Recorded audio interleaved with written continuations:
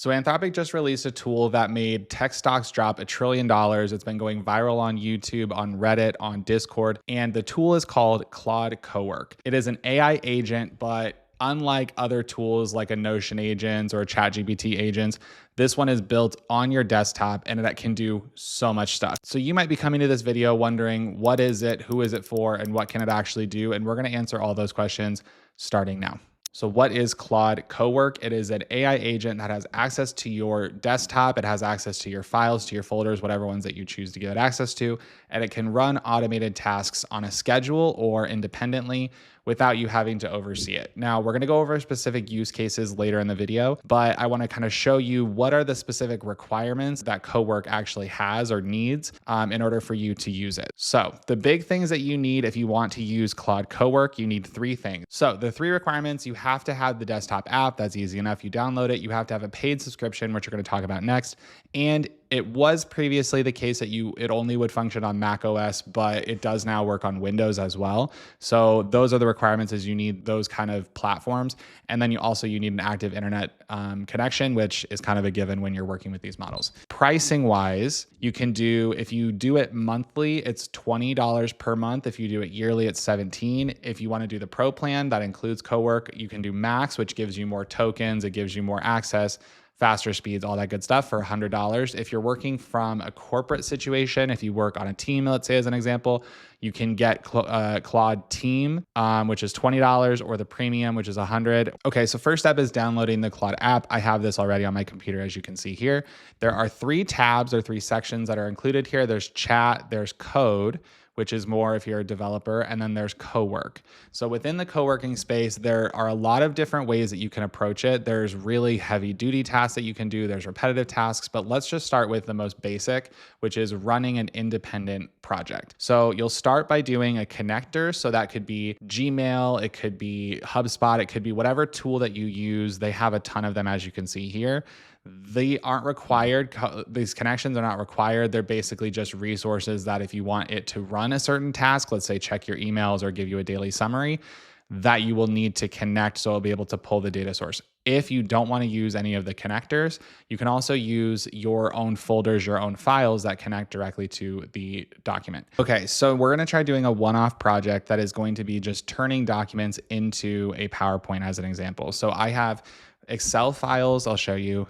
These are all local on my device. So I've connected Claude to the specific folder that I want to use on my computer. I have specific website data that I've uploaded. I also have presentations. I also have a summary report of those different documents. And so I'm going to tell Claude to use the files on my desktop to create this file.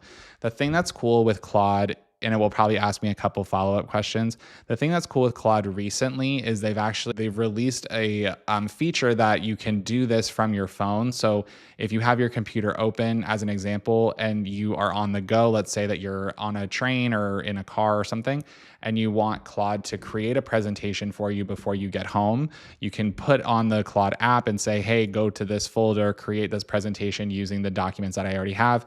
Or you could ask questions if you have receipts or transactions or any sort of data that you have in your system or on your desktop. You can go to Claude and say, how much did I spend on shoes last month? And it will be able to go through those files, be able to pull all the information for you, which I think is really cool. And one thing I want to point out while this is running also is it gives you a progress status. So it outlines one thing that AI agents are kind of designed to do is critique their own work. So typical agents or typical AI large language models, you give them the input and then they give you some sort of version of generated output. But agents you give them the input, they kind of critique their own work. And so what we're seeing here is it creates a progress bar that it shows you what steps it needs to take, and it will actually develop out what you need to do. Okay, so the presentation is done. I want to show you just quickly what this looks like so you get a sense of how actually good this is. So this has all of the data and this is in PowerPoint format, so I can download it. I'm just opening it kind of within this right now. So this pulls all of the information from the Excel sheets, from the Word documents that I just dropped them in there and told them to look at. I told Claude Cowork to go through, create this information, and didn't really give much feedback. So you can kind of see the power of what this looks like. Now, it might seem it might seem like something where you're like, this is something that we were already had access to or we were already able to do, minus the fact that it connects to your desktop. So I want to show you where this becomes really powerful. So you can either on your own create the schedule, or once you run a system like this. So as we've seen, I ran kind of what I want Claude to do.